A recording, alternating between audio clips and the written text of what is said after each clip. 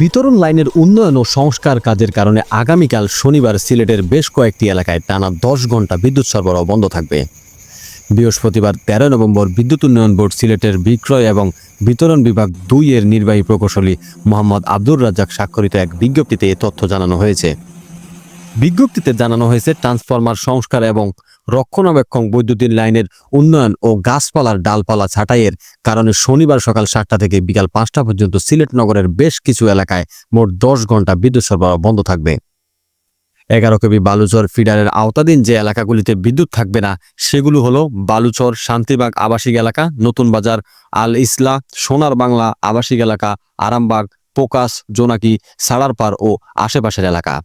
নির্ধারিত সময়ের আগে কাজ শেষ হলে সঙ্গে সঙ্গে বিদ্যুৎ সরবরাহ চালু হবে।